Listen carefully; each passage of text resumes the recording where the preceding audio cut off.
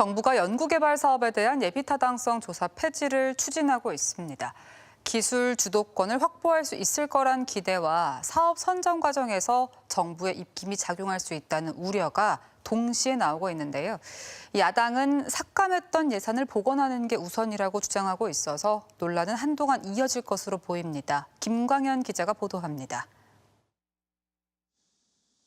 정부가 2,900억 원을 들여 추진하고 있는 슈퍼컴퓨터 6호기 구축 등 초고성능 컴퓨팅 인프라 고도화 사업. 지난 2021년 말 예비 타당성 조사 신청 이후 8개월여 만에야 예타를 통과했습니다. 과학기술계에서는 통상 반년 이상 걸리는 예타로 기술 주도권을 뺏길 수 있다는 우려가 제기돼 왔습니다. 이런 가운데 윤석열 대통령이 연구개발 사업에 대한 예타 면제를 지시했습니다.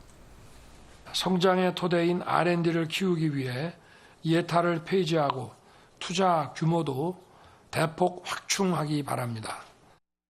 이에 대해 적시에 사업이 진행될 거란 기대가 나오는 반면 적자는 우려도 제기됩니다. 사업 선정 절차에 대한 논의와 합의 없이 예타를 폐지하면 정부가 원하는 사업에 예산을 몰아주거나 선정 과정에서 정부 입김이 작용할 수 있다는 겁니다. 절차나 이런 것들이 많이 생략될 테니까 누가 그거를 과연 검증했을까? 고위 정부 당국이 바로 과제나 사업을 꽂을 수 있다는 거잖아요. 또 장기적인 지원이 필요한 기초과학이나 순수과학 연구에 대한 투자가 어려워질 수 있다는 시각도 있습니다. 경제성, 수월성, 효율성 이런 부분에 뭔가 아웃풋을 많이 내는 쪽으로 이 과제들, 사업들을 투자하려는 이 움직임도 당연히 이제 클 것이고요. 기초 R&D 부분은 조금 밀려나지 않을까 이제 이런 우려는. 사업비 500억 원 이상 사업에 진행되는 예타 대상 사업은 소수인 만큼 예타 폐지가 자칫 연구개발 예산 삭감에 대한 달래기용으로 여겨져서는 안 된다는 지적도 있습니다.